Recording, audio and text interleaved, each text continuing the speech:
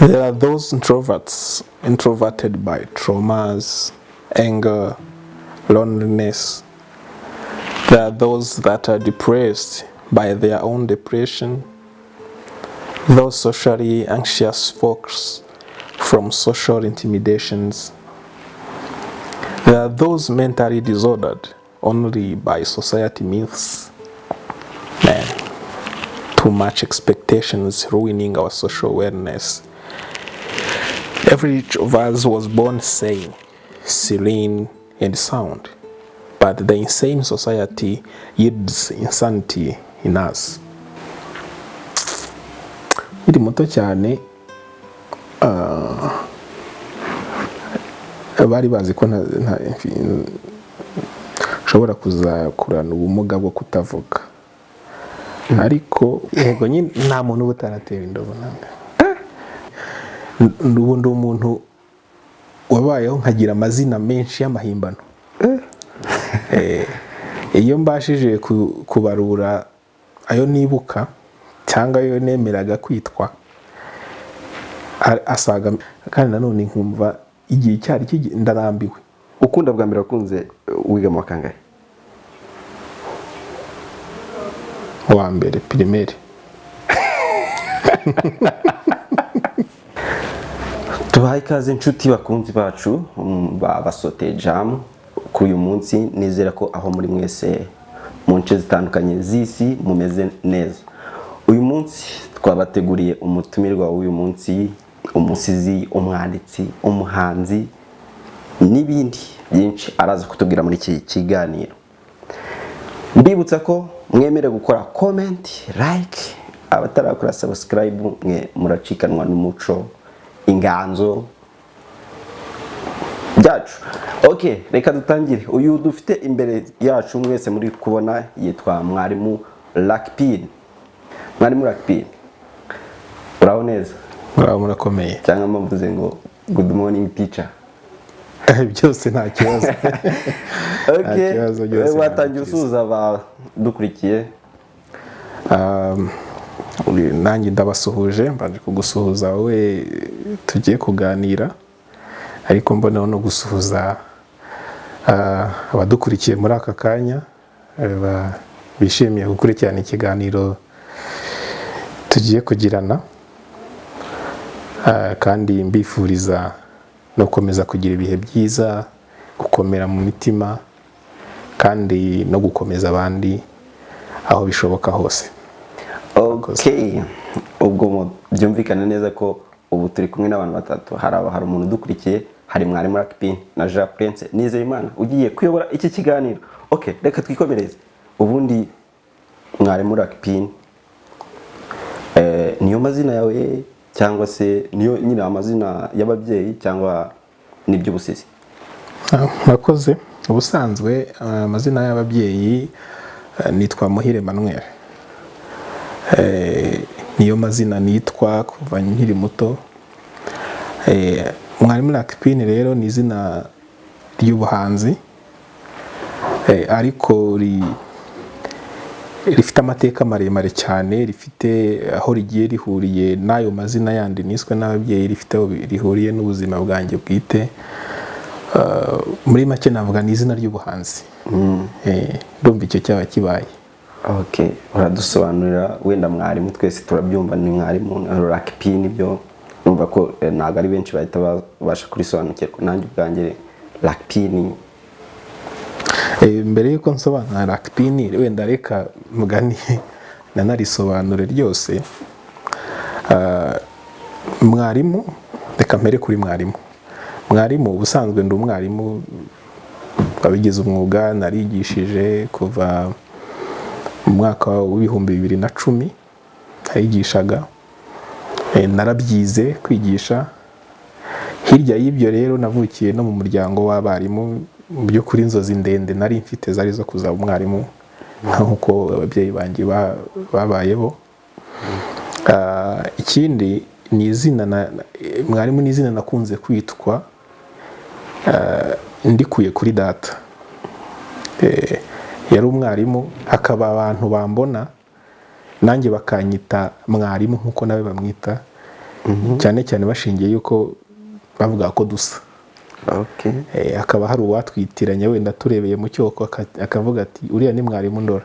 Bigenda bityo rero bituma nanjye ndikunda navuga nti kubera iki ni izina nkura ku babyeyi ariko ni izina ry'umwuga nkunda niyumvamo kandi namye nifuza kuzakora.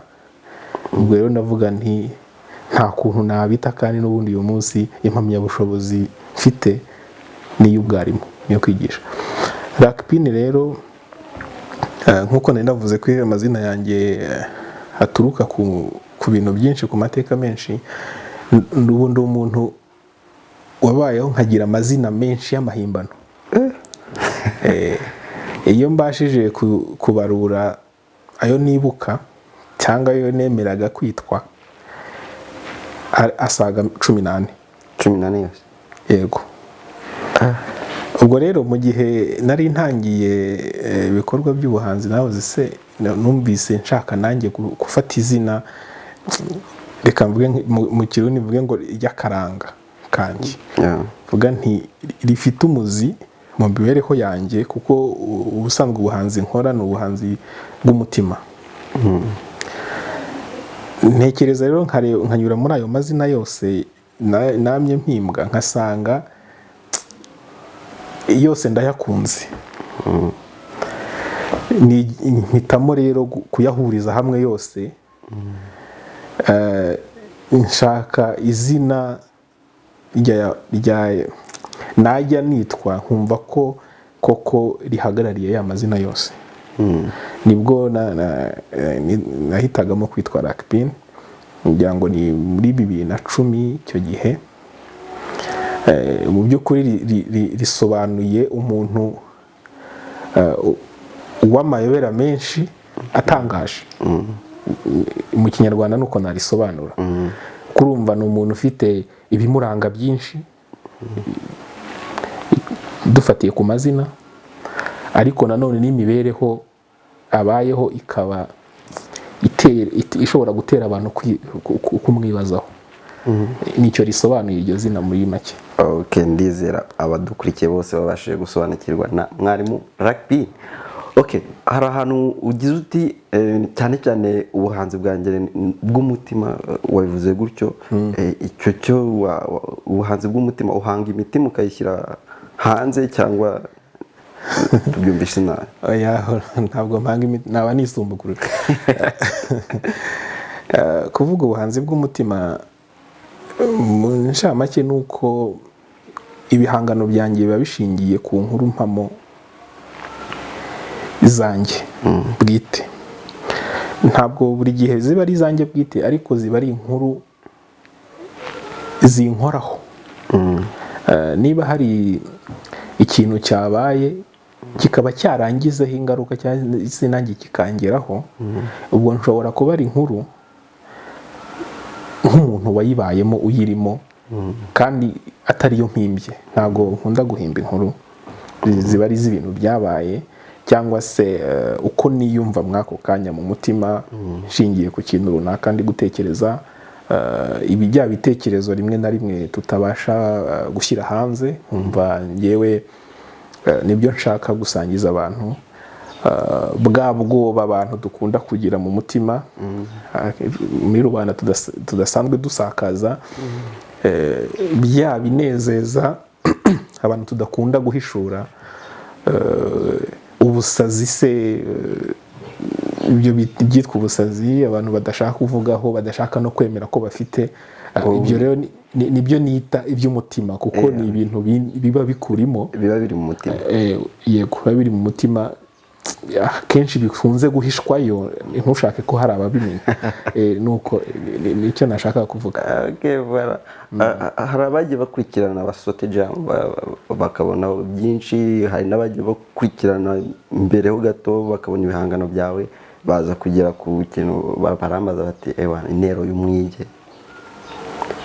Gerageza tugire ku gihangano cyawe wakoze, umenya gikuyemo byinshi, uragerageza dusobanurire wise intero y'umwige, uradusobanurira kuri byinshi ku ntero y'umwige. Ubundi umwige ni benshi bibacanga urumva ukoresha amagambo nyine y'ubusizi ku buryo benshi badashobora guhita bayumva cyane bisaba ubuhanga.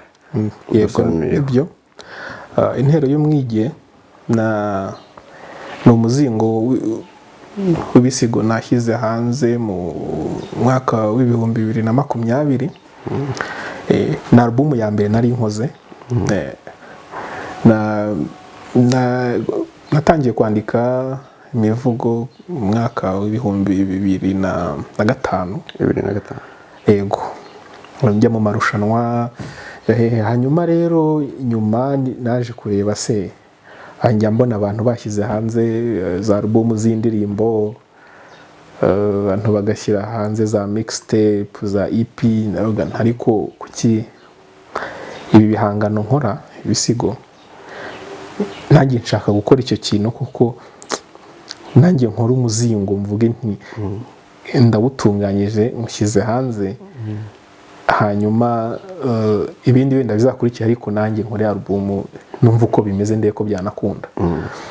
Icyaje kuntangaza rero ni ukuntu nayikoze nkisanga yabaye album nini cyane, nashyizeho ibihangano byinshi cyane. Ubusanzwe kera nibwo najyaga muri indirimbo ama-album ariho indirimbo 18 20, ariko nisanze nakoze imivugo igera kuri 24 nyishyira kuri album imwe. Intero y'umwige rero ni ukuvuga ngo ni umwige usanzwe bisobanuye umuntu wihugiraho, umuntu ubona kwita w'ingunge, udakunda kugaragaza ibyiyumvira afite, udakunda gusabana cyane, udakunda guhishura urugwiro afite, mu gifaransa bita introverti.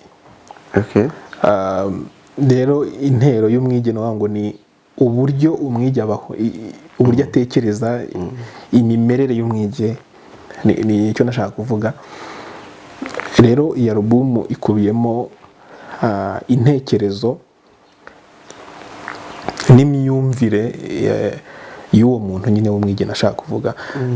Ariko dutangiye nakubwiye ko nkunda guhimba ibintu byo mu mutima, binturukaho. Intero y'umwige ku banzi mu by'ukuri 90% ni inkuru mpamo zanjye. Yego, ni ibintu byambayeho, cyangwa se uburyo ngewe ntekereza isi cyangwa nyibona, uburyo niyumva n'uburyo nitahuye, n'ibyo bintu bikubiyemo. Nkavuga uburyo isi mfata, uko numva yakamfashe, uko ngewe nyifata, uko nyibona, ibyo ntekereza mu mutwe wanjye, ibyo numva nagakoze n'ibyo ntakora n'impamvu ntabikora. Muri make ni ibyo bikubiye muri iyo album nise intero y'umwige.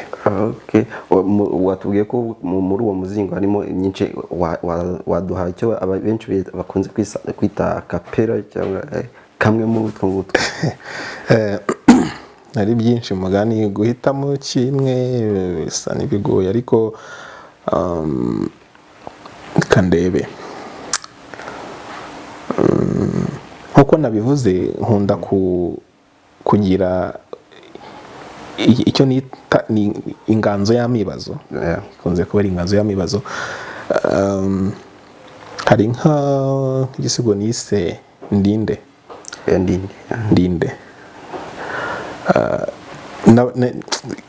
Naricaye ndetekereza ubundi mu by'ukuri, ubwo hari ibintu byari byaramaze kubaho, mbona ubuzima bunshanze, ntaziyumva niyo ndi kujya, nkabona kuki hari ibyo ntageraho abandi bakabigeraho, kandi turi mu cyiciro kimwe, mbona nanjye byagakunze.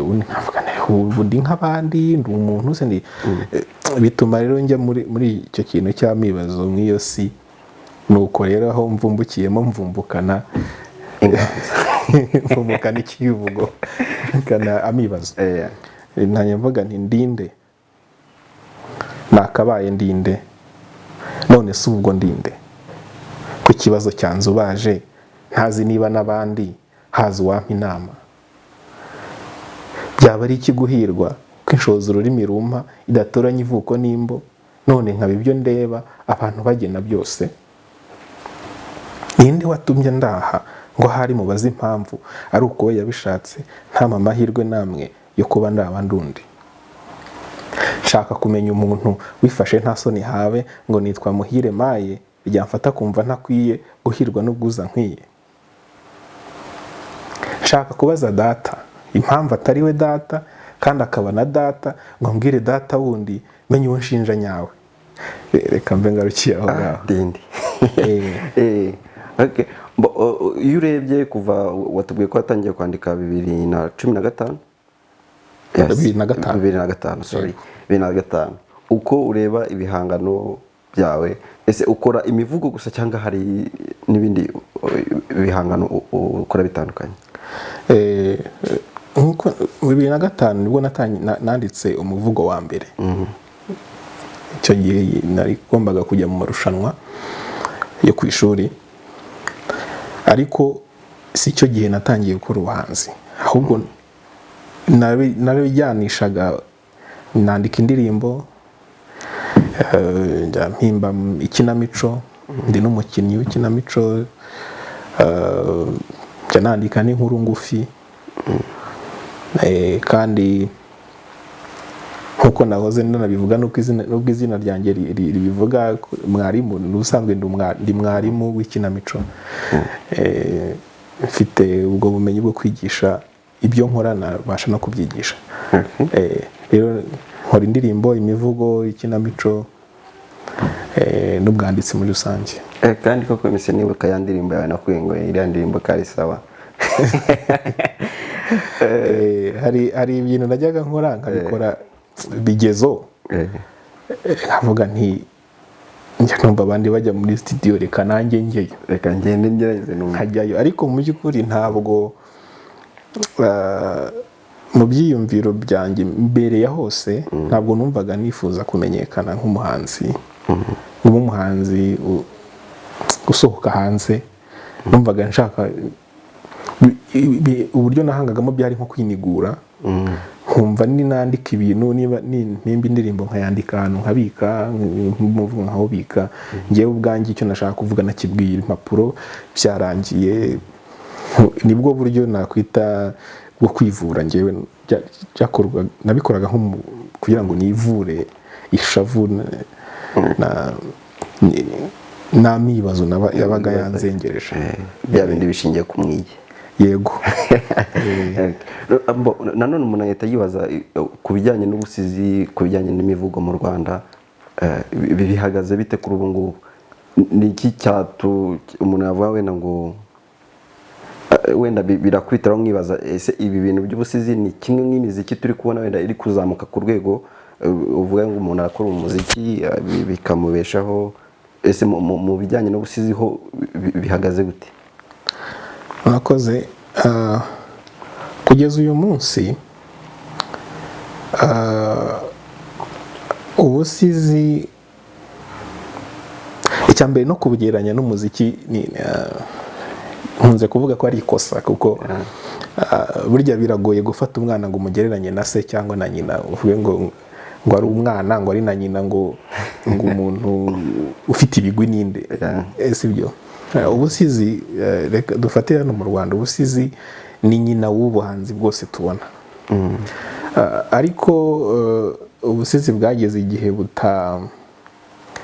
butagifite ingufu, butagihabwa ireme uko ibiragano byagiye bihanahana kugeza n'uyu munsi. Uyu munsi umuziki urabona uri ku rwego hejuru, uragenda uzamuka, ari abakora amashusho, abakora amajwi, abahanzi ubwabo, hari ingeri zitandukanye z'abantu bakora mw'icyo cyiciro.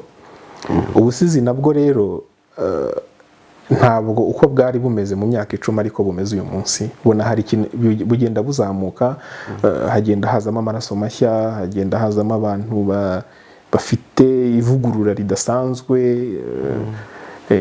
Uyu munsi turabona ibi biganiro bitambuka, abantu bakabaza nkuko uhereza ikiganiro umuhanzi w'indirimbo, niko tubona n'abahanzi n'abasizi bahabwa umwanya. Gusa nyine haracyari za mbogamizi za birantega zigenda zigaragara muri urwo rugendo, ariko mbona ko ari nk'ubundi ruganda urwo ari rwo rwose rukiyubaka. Ariko icyo kwishimira gihari ni uburyo mu busizi ho harimo ishyaka ryinshi ryo kubaka urwo ruganda n'ubufatanye mu basizi babukora. Dufite imibare myinshi cyane y'abasizi, ariko iyo habaye ibirori cyangwa se igitaramo icyo ari cyo cyose cy'ubusizi, utungurwa no kubonamo abasizi utakekaga ko wakabonyemo. Kuko mu byiciro ibyo byose habamo abo twita ko bari hejuru n'abari hasi, ariko mu ruganda rw'ubusizi ho usanga harimo ubwo bwubahane no gushyigikirana, ari byo binampa icyizere yuko ejo cyangwa ejo bundi abakora ubusizi nabo bazagera ku rwego rw'uko bubatunga, bubabeshaho, babubyaza amafaranga. Ariko uyu munsi ntabwo wahagarara ku maguru yawe yombi ngo uvuge ngo hari umuntu utunzwe n'ubusizi. Biracyari bya bintu nyine nahoze mvuga by'imbamutima. Wowe ukora igihangano kugira ngo wivemo, wimara agahinda, kugira ngo wimara agahinda. Yego. Okay, tugusubiyeho cyangwa se dushingiye no ku nganzo yawe, mu Rwanda se ujya kubitangira, ujya gutangira kwandika, usibye wenda kuba watubwiye ngo warica ukabatekereka nivemo nandike, na ahantu wakuye inspiration ubwo mu Kinyarwanda n'iki? Ni ngande wa ari icyo nyani ngo na mimero njya mbyita ni ndo kubereye nk'ikitegererezo ku bijyanye n'ibyo ukora wenda mu Rwanda cyangwa se mu mahanga? Mu mahanga ho sinjya mpajya cyane kuko ntabwo nigeze, nyuma naje kujya mbisomaho nkagukiye ubusizi nyine nkumva ndabukunze, nkasoma nkakurikirana abasizi bandi, ariko mu by'ukuri icyanteye ishyaka ryo kubikora nkanabikomeza ni abasizi nyarwanda n'abanditsi. Kimwe mu bintu byanteye kwandika ni indyohesha birayi. Indyohesha birayi imwe twiga mu Ndegisi Kagame. Yego. Ndabyibuka nubwo na mbere yaho nari narakoze imivugo, kuko indyohesha birayi nayisomye bwa mbere muri 2006. Nibwo nari nabonye igitabo cyayo ndayisoma sinayumva neza, nyuma umwaka ukurikiyeho ndayisoma nyisubiramo, ndyoherwa n'iyo njyana. Ariko cyane cyane bishimangirwa no kuba mu ishuri twarize imivugo ya Rugamba Sipiriyane, twiga ibisigo by'ubuse, nyine nkajya kwiga ubuvanganzo bwabyo. Nibyo navuga ko byanteye ishyaka, ngira n'ishyari. Kubera iki? Uribuka ko nakubwiye ko ntifuzaga kuba ikimenya bose, ariko mu by'ukuri narasomaga nkareba nk'umwanditsi wenda nkumva ngo wenda Zitoni, nkabona yanditse igitabo nkumva ngo Kamunga Karisiti ngo yanditse igitabo nakunze cyitwa ngo Mafene ngiye mu mujyi. Icyo gitabo naragisomye bwa mbere, nagiriye ishyari uwo mutwe wacyo, nkumva nshaka kumenya iyo nkuru mu by'ukuri cya Mafene. Ariko nkumva nyuma nkurikiranye amateka nsanga uwo muntu ntakibaho wacyanditse. Havuga nti kubera iki turi kwiga inkuru y'umuntu, igitabo cyanditswe n'umuntu uyu munsi ntakiriho? Kubera iki ngewe byibura nanjye mu masomo yigwa hatazaba harimo nk'akavugo nahimbye, utangiye gutekereza ibyo gusiga inkuru imusozi? Ibintu nk'ibyo ngibyo. Ubwo rero niho natangiriye, ariko mbifashwamo n'abandi banyeshuri twiganaga. Ese mu Rwanda ubundi hariho amashuri afasha ibijyanye n'ubusizi, umuntu yakwiga mu busizi, cyangwa ni ukuba warabivukanye cyangwa se akaba ari impano iza muri wowe? Uyu munsi ntaho nzi higishwa ubusizi, cyakoze nk'ababashije kwiga amashami y'indimi n'ubuvanganzo, ni ahantu washoboraga kwityariza wowe ubwawe, cyangwa se n'abarimu wagira amahirwe mukaba mufite abarimu batyaye b'intyoza bakabafasha mu kuzamura izo mpano. Ariko nta shuri ryihariye ribaho ryigisha ubusizi, keretse ubu cyakoze uyu munsi ngira ngo hari iry'umuziki rya muzika, ariko iry'ubusizi ryo ntaryo nzi. biragoye ntaryo nzi. ubwo no kugenda cyangwa se reka dutekereze ko rizaduka wenda rizabaho, ariko uyu munsi ni ibintu ubyiruka usanga uri gukora bikakuzamo, wenda bikakuzamo utazi ibyo ari byo, cyangwa se wajya gutahura ibyo ari byo ugasanga hari umuntu watumye ushiguka ukabikora nkawe. Mbese ni ibintu byo gutoratora urabitora, ariko ntaho kubyigira hihariye. Cyakoze ushobora kubyigishwa n'umubyeyi wawe cyangwa undi. Akuse nanone kubyigishwa n'umubyeyi wawe kuri iki gihe n'iyi si dufite, umubyeyi yava mu rugo mu gitondo, ndatekereza ntabwo biri nka kera aho habagaho za sakwe nijoro. Urumva ko byanga bikunda, ubwo twavuga yuko ubusizi bushingiye kuri kwa kwimba cyangwa se za mvamutima umuntu ashatse yuko yavuga ko buri kugera ku mpera yabwo. Oya, dushingiye ku muco ukuntu uri kugenda nawe ugenda ukendera. Oya, ntabwo ariko bimeze, ahubwo birumvikana koko kera abana bicanaga n'ababyeyi igitaramo bagasakuza bagaca imigani, ibintu nk'ibyo. Rero ntabwo nkeka ko yaba ari inganzo izakendera cyangwa inganzo zishingiye ku muco gakondo zakendera kubera ubwo buryo butagihari, kuko n'ubundi ibyo ngibyo cyane cyane icyo byameraga ubusizi niho abatoya batoreraga ibisigo by'abambere by'abakuru. Uyu munsi rero ikoranabuhanga rirahari, izi mbuga nkoranyambaga zirahari. Uyu munsi ibyo dukoze tubisakaza ku mbuga zitandukanye zerekana amashusho cyangwa zitangaza amajwi. Kuri YouTube hari ibisigo byinshi by'abasizi batoya n'abakuru. Ugiye mu masomero ibitabo birasohoka, kandi nubwo bimeze bityo umwanya atari mwinshi cyane ababyeyi babonera abana, na wa wundi mutoya, abantu bakitse imirimo, abana bavuye ku mashuri, biracyashoboka. Ahubwo uyu munsi mbona hariho amahirwe menshi cyane, kubera ko aho gukura ubumenyi hariyongereye, haragutse mu mashuri, kuri murandasi, mu rugo, ni henshi. Ahubwo numva ari bwo inganzo yabona ubwagukiro, ari nabyo bituma mugani ishobora no kuba yatunga umuntu, kubera ko irasangizwa abantu benshi, abakeneye kuyisogongeraho ni benshi kuruta uko byari bimeze mbere. Wasangaga igarukira mu muryango gusa cyangwa se ku musozi umwe. None reka tuve kuri abo babyeyi wenda bagira umusanzu wabo batanga. Nka Mwalimu Lakhpin, hari icyo utekereza ko wenda hari icyo nzafasha umuryango nyarwanda wenda kugira ngo umuco ushingiye ku buhanzi, hari itafari ryanjye nashyiraho?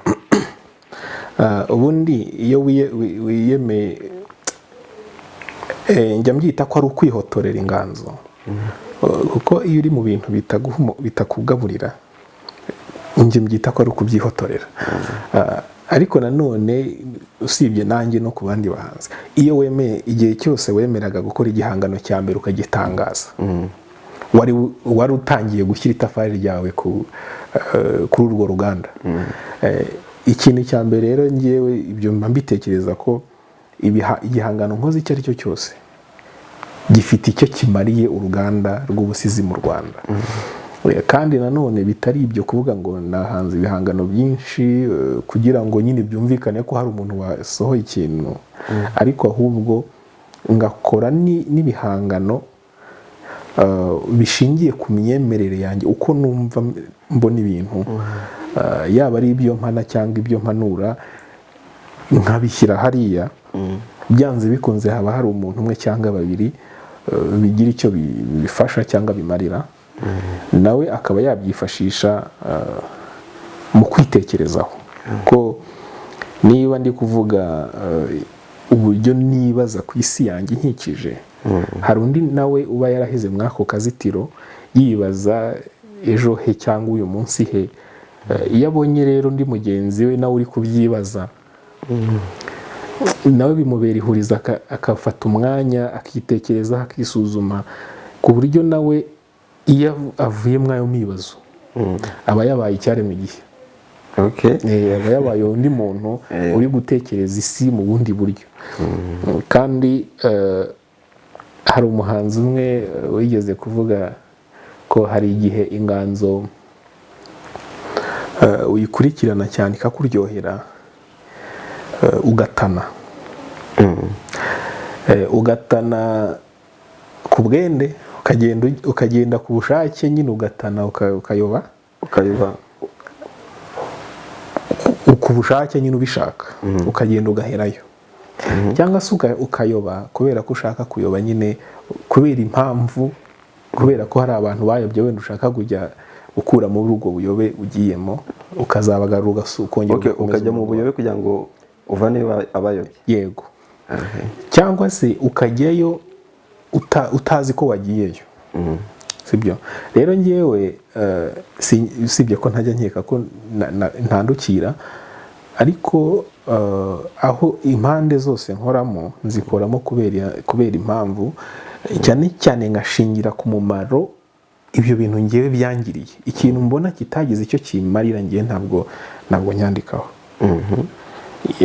Niyo mpamvu usanga ibyo mpanga cyane ari ibintu bisaba ko umuntu afata umwanya akabitekerezaho cyane, noneho yamara kubitekerezaho bigahita agasanga biri kumuhereza umukoro wo kwitekerezaho nawe.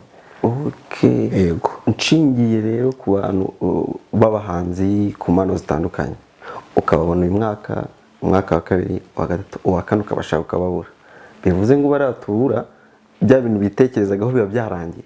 Ubwo siko tuzabona Mwalimu Lakhpin nyuma y'imyaka runaka tugahita tumubura ku ruhando. Sinekereza ko ari uko bizangendekera kuko iyo nza kuba nduburirwa irengero mba nariburiwe ntaranagira nta nuramenya.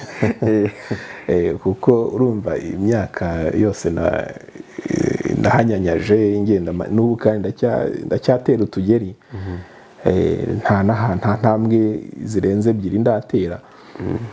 Ariko bimaze imyaka myinshi, urumva guhera 2010 mpamya neza ko ari bwo natangiye urugendo rw'ubuhanzi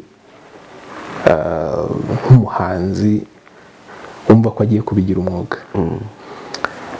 Guhera icyo gihe rero kugeza uyu munsi iyo nza kuba ndubivamba nabivamo kuko harimo imvune nyinshi cyane. Noneho hagiye habamo no kuba ntari nagafashe uruhande mbogamiramo. Ndajyaga muri studio nkakora indirimbo nkazibika. Usizi n'inganzo yashaka kunyataka kumfata ngahungira kure. Navuga nti oya bisaba gutekereza kwicara ntondekanya amagambo ibintu nkumva nyine binteye ubute kubera ko icyo gihe nari ndi kugendera mu kigare nagendanaga n'abaririmbyi. Urumva bikansunikira rero kwigira mu muziki cyane kurusha. Ariko byageje kugera igihe nko mu za 2014 nza gusanga nubwo ndi guhanga indirimbo ariko hari ahantu ntari kugeza. Hari ahantu ntageza. Hari uburyo mvuga inkuru nkumva ntabwo ndi kuyihamya neza nkumva hari akantu ntari gushyikira. Nabyandika mu gisigo nkumva ndabifite neza kumva ndabivuze. Bituma rero mpita nsa n'usubitse by'umuziki ariko nabyo sinabiretse kuko nabyo ni buriya umuziki nawo ni kimwe mu biyobyabwenge byambase. Ubwo rero ahubwo uyu munsi mbona nicyo gihe nakubwira ko ahubwo nje ujuje mu muziki. Oya hose nibwo uyu muhanzi ubona aje. Reka mbivuge araje ahubwo twabaraga tutarabona munyitege. Ubwo mwarimu utaramenya noneho mumenye ngo ni ngende. Ibyo byose niba harashize iyo myaka yose noneho uyu munsi nibwo uvuze ngo njenje ni iki noneho kigusunitse kiguteye akanyabugabo ukavuga ati kabisa muraje mu mbone ni ibintu byinshi nk'uko nakubwiye mbere nakunze kubigarukaho icya mbere cyansubizaga inyuma ni ngewe ubwanjye kwitinya kumva ibihangano byanjye nta muntu ubikeneye nkumva ntacyo bivuze nkumva biragarukira kuri ngewe gusa ikindi nkajya mbona ibibazo n'imbogamizi ziba mu rugendo rw'ubuhanzi nkabona zirakanganye cyane nkikanga nkagira ubwoba ubundi nkabona ntabwo nziranye n'abantu benshi nabona nk'umuhanzi yakubise igihangano hariya nkavuga n'iki ngiki noneho sinakora iki kiruta nkaba ndi kwigeranya n'abantu buri gihe n'abandi ariko nanone hakaba n'ubushobozi ubushobozi mu buryo bubiri ubushobozi bw'amafaranga n'ubushobozi mu myandikire mu guhura n'abantu mu kumenyekanisha ibyo ukora simvuze ko uyu munsi noneho mbonye amafaranga uyu munsi ntayo ndabona ariko uriya guverinoma y'u Rwanda ndayikunda cyane nshobora kumenya kugenekereza ngo menye imyaka byavuzwemo iyo ari ariko nzi neza ko umutungo w'u Rwanda ari abaturage baro n'abanyarwanda rero uyu munsi naje gutahura ko ibyo bibazo nagiye ngira byo kuvuga ngo amafaranga naje gusanga amafaranga ari abantu ahubwo ntangira urugendo rwo kwiga gukoresha ayo mafaranga abantu ugiye kubakoresha mu ikofi ni ukubakoresha bukofi urumva ubwo rero ni icyo ngicyo kiri kuntiza umurindi kandi nanone nkumva igihe cyari ndambiwe kwibikaho ibintu mbese ubu ngubu ndumva reka mbyite ko ntombotse ubu ndumva byandenze inganzo igiye gusakara ari nyinshi byajaguye ndumva rwose kwifata byananiye ubu ngubu ndashaka gusara noneho ku mugaragaro ubundi ubusizi n'ahantu bihuriye n'ubusazi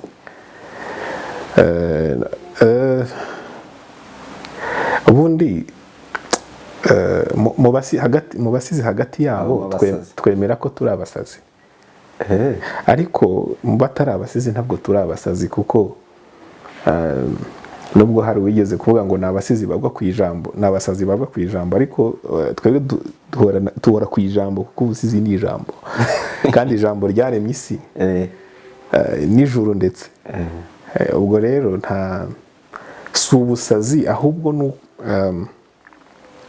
abasazi bavuga ko abasizi ari abasazi abasazi bavuga ko abasizi ari abasazi ahubwo navuga ko abasizi ari abantu baserura ibisazi byari bisinziriye abantu bakitahuraho ubusazi ibisazi bari bifitemo bakajya bakisobanukirwa niba ari ufashwa akamenya ko akeneye ubufasha niba ari uwiyitaga ko akomeye akabona aho intege nke ziherereye n'aho wenda akeneye ubufasha ibintu nk'ibyo ngibyo ariko ntabwo navuga ngo bifite aho bihuriye n'ubusazi ariko ahubwo navuga ko bifite aho bihuriye no guhangwaho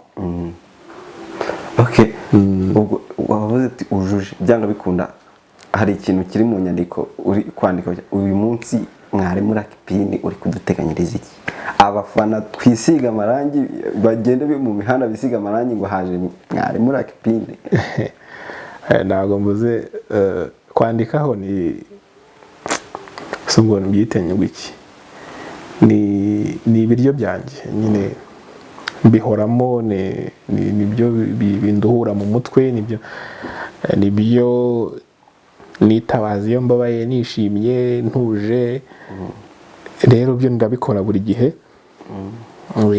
imizingo naranditse narunze indirimbo ziranditse kinamico zirahari amafilime arahari ibisigo birahari imivugo irahari ahubwo ikiba gisigaye ni ukubishyira ku murongo nkamenya ngo abo mbihereza ndabibahereza nte biranyura he barambimenya ko byaje gute ngira ngo uburyo bwa mbere ni uko n'iki kiganiro kibayeho ibyo nabyo biri mu byahereza abantu amakuru ariko mu by'ukuri ibyo nteganya byo ni byinshi imbere ni guteganya gusohora ibihangano byinshi rwose cyane ko nk'uko twahoze tuvuga nakoze alubumu ya mbere muri 2020 ndi guteganya ko Imana impaye umugisha ikabisiga uyu mwaka nabwo nakora nashyira hanze alubumu ya kabiri ariko noneho y'icyongereza ko iyo nari nabanje byari bivanze yari yibanze cyane ku kinyarwanda ibisigo by'ikinyarwanda icyongereza gikeya ariko ubu nshaka gukora iyi alubumu yitwa Rolnus ibanda ifite poems z'icyongereza gusa nibwo buryo numvise mpisemo nshaka kubikoramo nkareba uvuze mu cyongereza bwo abantu bazagerageza kubyisangamo ubusizi bwa wenda uranabikomozaho bitubwire ubwo rubanda nyamwinshi b'abantu batibona mu cyongereza bazagerageza kukwibonamo gute kunyibonamo ho sinkeka ko bishingiye ku rurimi cyane cyane ariko none se kuki nibanda mu kinyarwanda ugira ngo niko abanyarwanda bumva ikinyarwanda bose banyiyumvamo kandi unarebye n'abakurikirana ubusizi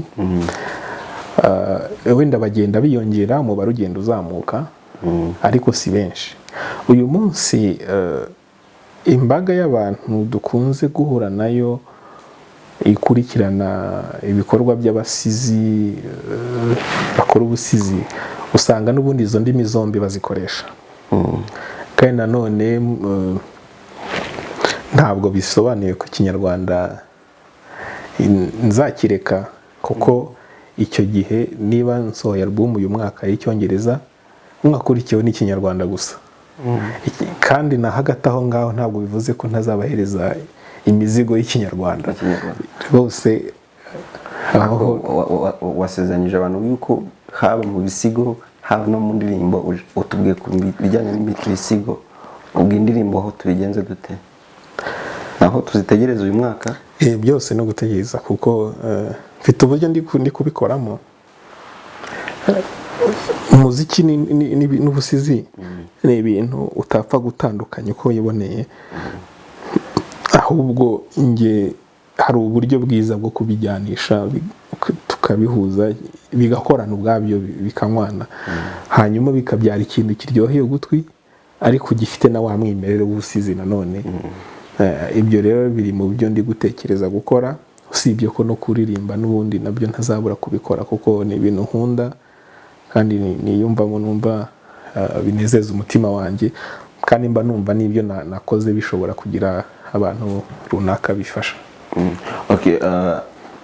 Ese mu Rwanda mu minsi yashize nari ndi kubona ibitaramo by'abanyenganzo bimeze gutyo bikajya ahagaragara wowe hari icyo uri guteganya wenda ese dusubiye inyuma gato iyi ntero y'umwige warayimuritse ku Karubanda burya niko bavuga ku mugaragaro navuga ko ari ku mugaragaro ariko nko bizi 2020 twari turi mu bihe bya covid n'ubundi ibitaramo ntibyari byemewe usibye ko n'uburyo nayishyize hanze ntabwo narateguye ko nzakora igitaramo cyo kuyimurika ahubwo ku mbuga zicuruza imiziki zose ndeke kuvuga ngo zose ariko nyinshi izizwi zose ibihangano bigize iyi album ntero y'umwige birahari naho nashatse kubitambukiriza ku ikubitiro kuko yari na album navuga ngo yigerageza, nashaka kugerageza ngo ndebe uburyo ibihangano byanjye biri bwakirwe ibigeze hanze, kuko nta bindi biri muri iyo njyana nari narigeze nshyira ntangaza mbere y'uko nkora intero y'umwigi. Nahise mbikorera rimwe rero mbitangaza kuri murandasi, ku buryo uwo ari we wese aho aherereye aho ariho hose yabigeraho, kuruta uko nakora igitaramo abantu bakabyumva muri icyo gitaramo ubundi bikarangirira aho ngaho. Gusa nyine mu minsi iri imbere n'ubu ngubu natangiye kwitabira abantu nditabira, ariko ntawamenya. Ntabwo ibitaramo ni byiza, mba nishimira kwigaragaza no kwiyereka imbere y'abafana. Ubwo rero ntabwo ibyo bintu cyangwa iyo mpano idasanzwe nayisuzugura.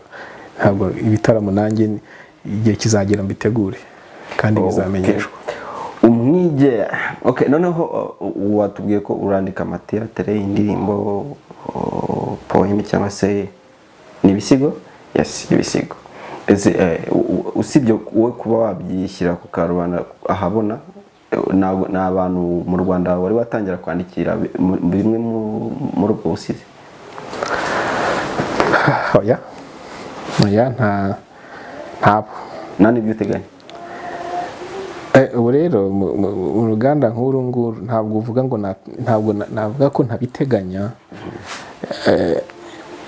gusa ntabwo nzatanga itangazo ko nkeneye kwandikira abantu, ariko wakenera ko dufatanya, wakenera ko mbikora mwandikira, icyo gihe twabisuzuma, akareba ibyo nshoboye, akareba n'ibyo akeneye, nabikora, ariko nta kidashoboka.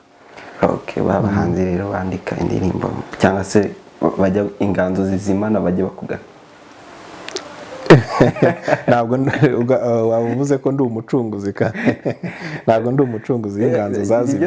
Hari igihe ubona umuntu araje umwaka umwe ibiri, uwa gatatu mukamura, abaza bamwegereye bakavuga ati burya inganzo yarazimye neza, yabuze icyo yandika. Ariko nyamara burya byasaba ko uyivuganira na nyir'ubwite. Burya iyo umuntu yazimye niwe ubuze icyamuzimije, byanze bikunze abakizi mu mutima, wenda hari ubwo atagira ubushake bwo kugihishura ngo atangaze icyo ari cyo, ariko kiba gihari. Inshuro nyinshi rero uko mbizi kiba gihabanye n'ibyo rubanda bari gukeka. Twe dutekereza ko inganzo yamuzimanye.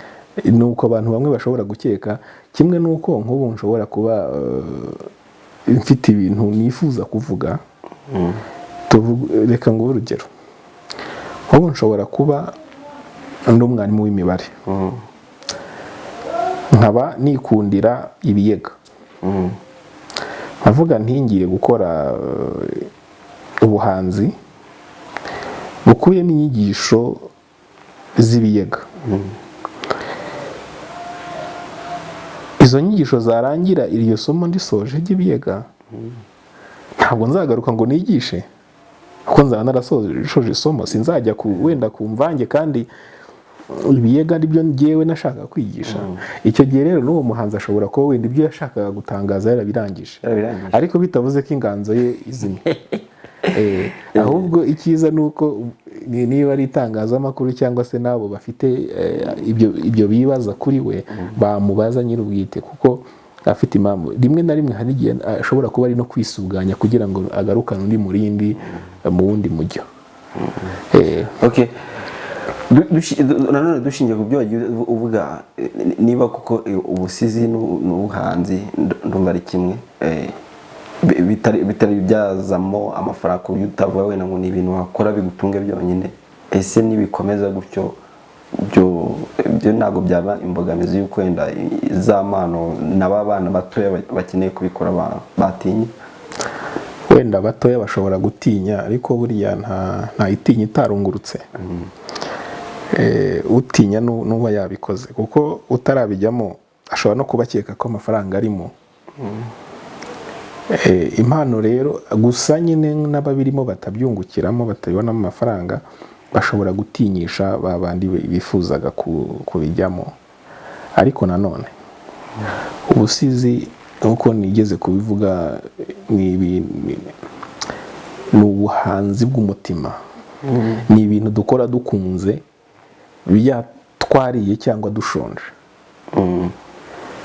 twambaye cyangwa tutambaye. ubwo ifaranga niriboneka muzasiga bishingiye ku ifaranga ryaje? Oya, niba ibintu mbikora nshonje nkabikora neza mbyitangiye, naba nariye nkabikora neza mbyitangiye. Mu by'ukuri reka nkwerekeye uzarebe ibisigo byose biri hanze aha. Nta gisigo kirimo inzara wabona. Inzara ndavuga, ntabwo wavuga ngo uyu musizi ngo yari yashonje, yari akennye ngo cyangwa ngo yari akize. Ni igisigo aba yakoze ukabona kuko gifite ireme nk'uko yabyifuzaga. Ngaho ibaze rero igihe niba dushyiramo iryo reme ringana rityo nta mafaranga dufite, ibaze igihe uzaba yabonye, noneho nibwo uzabifungura se. Icyo gihe ahubwo umuntu azarushaho kongera ubwiza, yongere n'umubare w'ibyo akora n'aho bigera, abashe no kubimenyekanisha mu buryo yifuza, abishyiremo byose bisabwa kugira ngo bigere ku rwego rwiza. Ubona ko hari uburyo biri gufata indi ntera ku bijyanye n'uburyo abahanzi bari gufatanya. Ni gute uragerageza guhuza ubuhanzi bwawe n'abandi, cyangwa se kabaho gufashanya, cyangwa wenda byaratangiye nuko wenda tutarabimenya? Ibyo byo ni ibisanzwe. Nujya kureba ukajya nko kuri YouTube cyangwa izindi mbuga, urasanga hari ibisigo bimwe nakoze nkoranye n'abandi, nk'icyitwa Ruhumba Ngegera gikoranye n'uwitwa Kayiranga. Ni igisigo cyiza. Abambari b'impeke ni igisigo cyiza. Mu bitaramo, hari ibitaramo bitegurwa, nkakorana n'abandi bahanzi mu gutegura, cyangwa se nkanitabirana n'ibitaramo byabo abantumiye. Kandi ugasanga inshuro nyinshi ntabwo haba harimo byo guhemba. Ni ukuryoherwa n'inganzo, tugatarama, tukizihirwa, tugasangizanya ibyo dufite, tukabwirana imigambi yacu, inganzo igasugira. Ibyo bitaramo ntabwo biri kwitabirwa n'abahanzi gusa, cyangwa hari n'abandi n'abandi baraza, gusa ntabwo baragera ku mubare munini cyane nk'uko twifuza, nk'ibindi byiciro by'ubuhanzi, ariko baraza. Kandi burya uzacunge mu busizi niho hantu honyine abahanzi bitabira ibitaramo by'ubusizi. Abahanzi bagenzi bawe bose ubabwira ngo nimuze mbasangize igisigo cyanjye, bakaza, sibyo? Kandi bakaza bishimye, bakagufana, bakakubwira ngo ahangaha wadukomye, ahangaha wabikoze neza, ahangaha ushatse wabigenza komereza. Bitandukanye no mu zindi ngeri. Twose singiye kukubeshya, iyo ndebye mu muziki hari igihe mbona numva mbabaye, kuko ubundi abahanzi bakabaye ari abantu bashyigikirana, ariko ujya kumva ngo kanaka ari gushinja naka ko yamuroze, ngo kanaka ngo yashishuye kanaka, ngo kanaka ngo ari gushinja naka ko yamugiriye ishyamba, ngo si ibintu nk'ibyo ngibyo. Ibyo rero bituma na kwa kuryoherwa kw'inganzo na bya bindi mwari gukorana mugakora ibihambaye ntabwo bigikunda. Niyo mugerageje kurenzaho ntabwo biba bitsitse, haba harimo akantu katari, ubona ko nyine ari ibintu. Mu busizi ho ntabwo tuzabona abantu bashishurana, ntabwo bishoboka. Ntabwo bishoboka. Kugeza iyi saha nakubwira ko bidashoboka, kuko biragoye kugira ngo umusizi aziyumve nk'uko mugenzi we ari kwiyumva. Ntabwo byashoboka buriya. Ntibishoboka. Uzi ibintu bishoboka se? Wenda niba ari umusizi wasize wenda isigo cye kiri mu cyiciro wenda cy'agahinda, uwo nawe akishya muri kagahinda, undi yararimo akagerageza guterura agahinda si kamwe ariko kandi hari ibyo nigeze kuvuga byo gutora igisigo cy'undi muntu. Ibyo byo ni ibisanzwe nkuko ushobora no gufata indirimbo y'umuntu ukayisubiramo. Ibyo byo bibaho n'ubu hari abo uburenganzira igihangano cyawe akagikoresha. Ariko mu mwimerere wo guhimba ntabwo ushobora kwinjira neza mu nganzo nk'uko mugenzi wawe yayinjiyemo, kuko ubusizi bwo busa burihariye cyane, kuko imirobanurire y'amagambo, uburyo utoranya amagambo, injyana, ikesha mvugo ukoresha, tugiye dutandukanye. Tuvuge uyu munsi niba nkoze reka mvuge ruhumba ngegera wenda, hari undi muntu uzakora ikintu cyitwa gityo, ariko ndahamya neza ko amateka ya ruhumba ngegera kuri batandukanye n'ayanjye. Ibyo nyiziho bitandukanye n'ibyo yiziho, kuko nakubwiye ko ngiye mvuga amakuru yanjye, ibyambayeho bya nyabyo. Rero nta wundi ngiye urahari. Hari utuntu abantu baba bakunda kwibaza cyangwa se kadukoresha mu ndimi z'amahanga, niba uzemerewe. Ariko urazemerewe kubera ko n'ibisigo byawe byinshi biri mu cyongereza, icyo twita TikTok. Ndavuga ibintu bibiri, urahitamo kamwe abiri kumubazaho. Yego, nta kibazo. Sinema, siporo. Sinema. Okay, tujye muri sinema. Muri sinema ni uwuhe mukinnyi wa sinema ukunda cyane, cyangwa se iyo umurebye nyine hari icyo avuze kuri wowe? Mu Rwanda cyangwa mu Rwanda? Rusange. Mu Rwanda. Mu Rwanda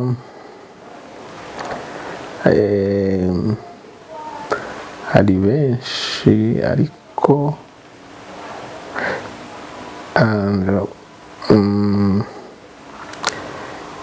niba izina rye ngibuka neza, hari umukinnyi witwa Gasasira. Ngo ni Jean Pierre gutyo, ntabwo nzi neza niba amazina ye nyazi neza, ariko uwo mukinnyi ndi umufana we. Hari abandi benshi nka Ndimbati ndamukunda, ariko ngiye gushyira ku rutonde uwo muntu yaza imbere, Gasasira. Okay, ku isi noneho? Ku isi ku isi nkunda Samuel L. Jackson. Jackson. Yes. Umukinnyi w'amafilime. Ni umukinnyi w'amafilime, Samuel L. Jackson. Ni nk'iyo filime wibuka mu yakinnye?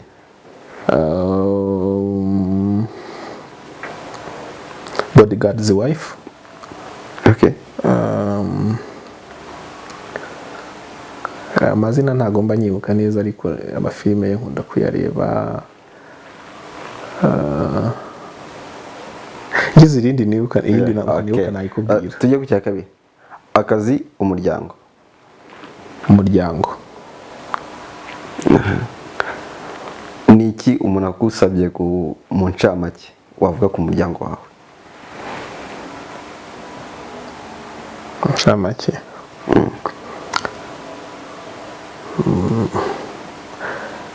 Ni umuryango muto, ukundirana, kandi akaba ari umuryango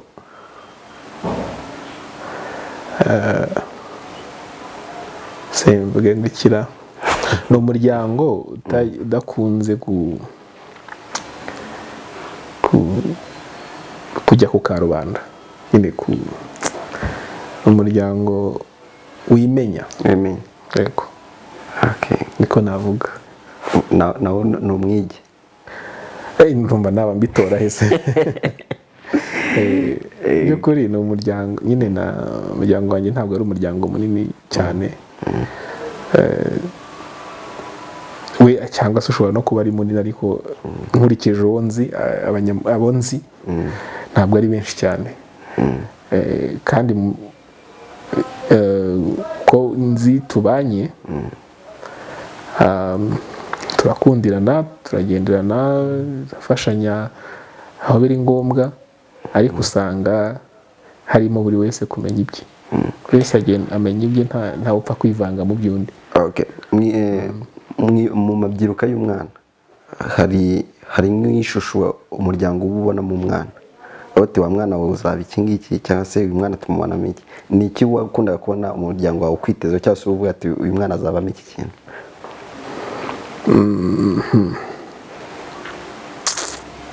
Nkiri muto cyane bari bazi ko nshobora kuzakurana ubumuga bwo kutavuga, ariko mu bijyanye n'ibyo umuntu azaba, abenshi bakekaga ko bumvaga nshobora kuba nk'umusirikare, kubera ko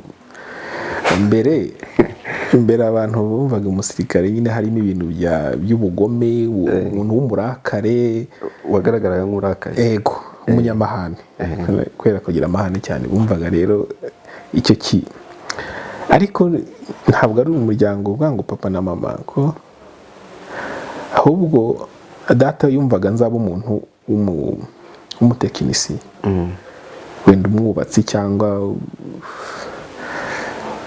umukanishi cyangwa iki. Mama we igihe gito twabanye nshobora n'ubundi yumvaga ko nazaba umunyamakuru, we niko yari abizi ko nakundaga abanyamakuru, ariko ikindi akumva nzaba umuhanzi w'umuririmbyi. Ariko abo babiri bonyine nibo bumvaga ibyo, ariko abandi bose umusoja bumvaga ndi umusirikare. Niki kikuzirika ku muryango wawe, cyangwa se gishobora gutuma wumva ukunze umuryango wawe cyane kurusha, kuko nakuhitishemo ibintu bibiri, akazi, umuryango, kukurutisha akazi, ku buryo ushobora kuba uri ku kazi ugahita utekereza nanone umuryango, ukavuga ati aya masaha ni akazi, aya ngaya ni ay'umuryango? Ni uburyo niyumva iyo ndi kumwe nabo. Nibwo nicyo gihe mba numva nta bintu byinshi ndi gutekereza, ndi kumwe n'umuryango wanjye ntabwo ngira ibibazo, mba numva nuzuye, numva nta gishobora kunkoraho. Ibyo rero bituma buri gihe niyo ndamutse ngize nk'amibazo menshi cyangwa nkumva ndahangayitse, mpita ntekereza kuba nakwigira mu rugo, mpita numva ntekereje mu muryango, nyine nkumva nataha. Kurya, kunywa? Kurya. Ndaryaga. Uraryaga. Mwalimu Lakhpin akunda kurya iki? Nkunda ibisanzwe, ibishyimbo, ibirayi, nkunda ibishyimbo, ifiriti, imboga z'ibyatsi. Usanze utashye ugasanga umuryango wawe gutekeye ibihaza? Oya, kuvuga ko nkunda ibyo ntabwo ari ukuvuga ko ibintu ntabirya. Ngewe nta kintu ntarya, ntacyo kabisa, ntacyo subiza. Ariko ubwo ibyo ngibyo mbiriye ndizihirwa, ariko ntibivuze ko mbihorera. Bya bindi ureba ukavuga uti iyo bihari nyine biba ari byiza, nanabirya n'iminsi ngaho ikurikiranyije singira ikibazo. Ibyo tubirenge, tujye mu buzima bwawe umuntu yakwita yuko ari prive cyane, cyangwa se bwihariye, tujye mu rukundo. Ubwo niba ari prive soko mu rukundo, nemereye kukubwira ngo tugisimbuke, biremewe nubwo bitemewe cyane, twagiye nta kibazo. Mu rukundo, icya mbere twatangiye ikiganiro tutabwiye abakunzi bakurikiranye Basote Jam, no mu kwivuga ntabwo ugeze ubivuga. Urubatse, uri ingaragu, bimeze bite? Ndubatse. Hari ibibazo byinshi ukansaringa. Nayo ngiye kubaza ngo waba warigeze ukunda, none warakunze se wakubaka utarakunze? Ubu nta nubwo nakubaza ngo wigeze uterwa indobo madamu namubangamiye. Ibyo ngibyo se nta muntu yego nyine nta muntu uba utaratera indobo ntabwo. Ariko hari abantu bashaka baterwa indobo. bibaho birashoboka. Ukunda bwa mbere wakunze wiga mu kangahe? Wa mbere primaire.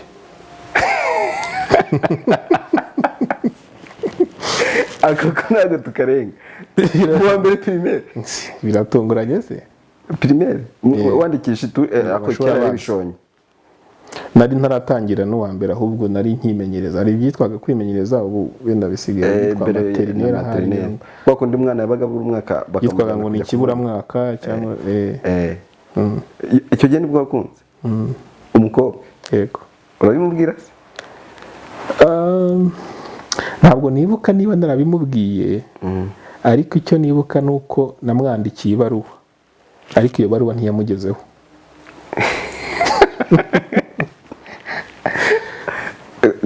Ni gute umwana uri kwimenyereza yanditse ibaruwa? Nari mbizi kuko mama yari umwarimukazi, narigaga mu rugo.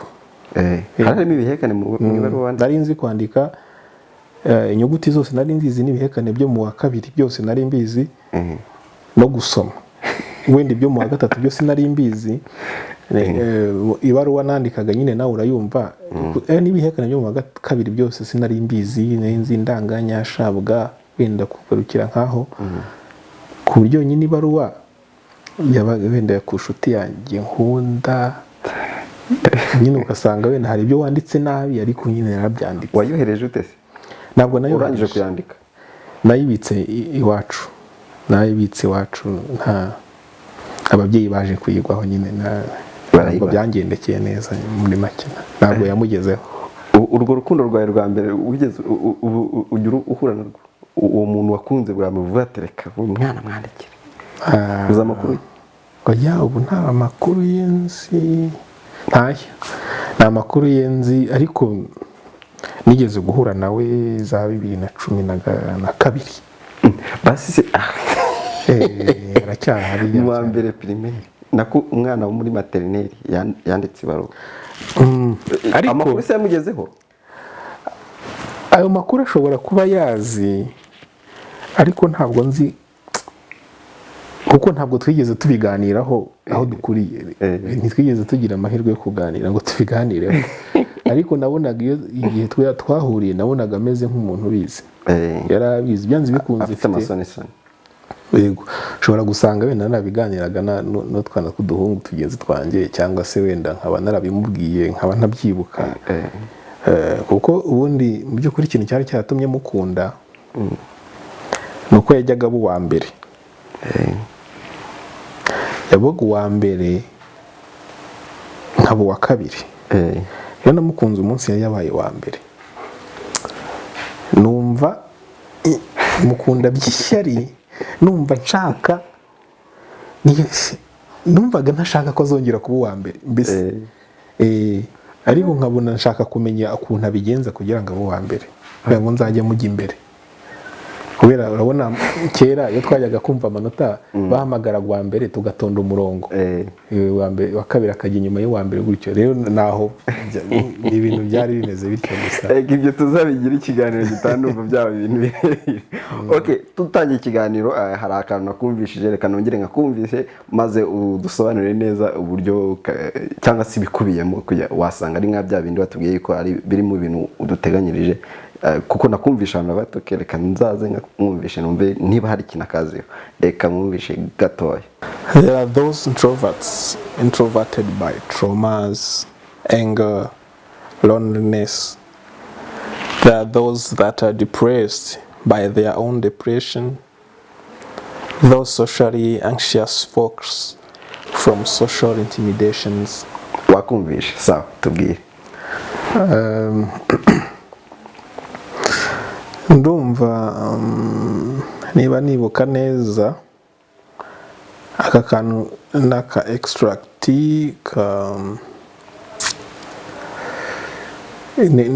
na kantu nakoze ndi gukora Basote Jam Edition 1. Hari EP nakoze, yayikoze umwaka ushize, ndi gukora kuri mental health, ku buzima bwo mu mutwe. rero cyari ikintu nakoze imivugo ine. Rero icyo yari bwari ubutumwa natangaga mvuga impamvu nakoze iyo mivugo. Nkuko kwigeze kuvuga nakoze album yitwa Intero y'Umwige. Nari ndi kuvuga impamvu nakoze iyo mivugo rero ko nashakaga kugera kuri babige ubwabo bagizwa bige n'ubwige bwabo.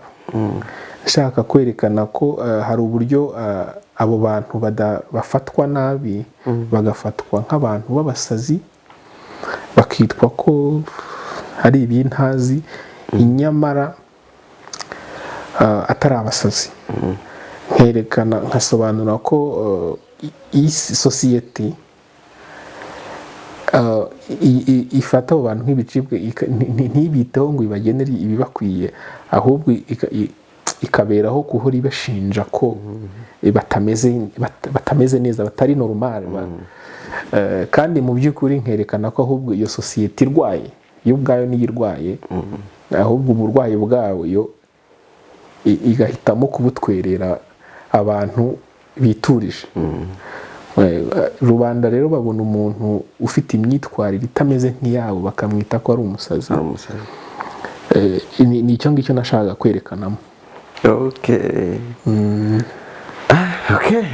Ako rero kari twatumye tubatumira kugira ngo muze musobanurire abantu babyumve neza.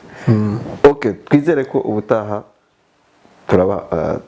turongera kukwakira noneho bya bintu wadusezeranyije watubwiye ngo Mwalimu Lakhpin aje tubibona sasa. Ndahari rwose, noneho tukubwira n'icyo abafana bavuze. Icyo ari cyo cyose rwose nanjye sinzatinda, kandi ariko uzadukubitiraho n'aka karirimbo. Nta kibazo, nzabikora. Okay, wenda uyu munsi ijwi ndajwangajwanga, wenda icyo gihe nzaba nasomye kutuzi nariye amagi menshi. Okay, ngagira icyo ubwira rero abadukurikiye n'abagize icyo babona mbere yuko dusezerana tugataha. Mbere na mbere ndagushimiye kuba wafashe umwanya wo gutereka tuganire, by'agaciro cyane. Ikindi nkanashimira abo mukorana bose, ngashimira n'abatumye ngera aha ngaha, abanyarwanda bose muri rusange, ko nibo batumye mva mu ikoti nari nambaye kugira ngo mbashe kugeza hanze ibihangano byanjye, mbashe kuvuga ibijyanye n'urugendo ndimo rw'ubuhanzi. Ubwo rero icyo navuga ni ukubahamagarira kunshyigikira no gukurikirana ibyo nkora, kandi bakajya banambwiza ukuri, bakavuga bati hano ibyo wakoze turabibona dutya, hindura iki, komerezaho, cyangwa se uzakora iki na kiriya. Inama nk'izo ngizo ndazikeneye nk'umuntu. Sinavuga ko ndi mushya, ariko n'ubundi nta n'icyerekana ko ntari umuvubuka. Nk'umuntu w'umuvubuka rero ndasaba amaboko, kandi namwe mbashimira n'itangazamakuru muri rusange, ibyiza biri imbere. Murakoze. Okay, murakoze cyane, mwakoze kubana natwe. Basote Jam, turabyemera cyane. Comment nizo tuba dukeneye cyane, like, share, subscribe, yo ni ingenzi cyane. Mukomeza gutera inkunga Mwalimu Lakhpin, ibitekerezo byanyu mwumvishe ko abikeneye. Natwe tuzagaruka ubutaha tumubaza, tunamwishyuza ibyo yatwemereye, ariko twizeye neza ko azabasha kubigeraho. Imana ibarinde kandi mukomeze mugire amaboko akomeye.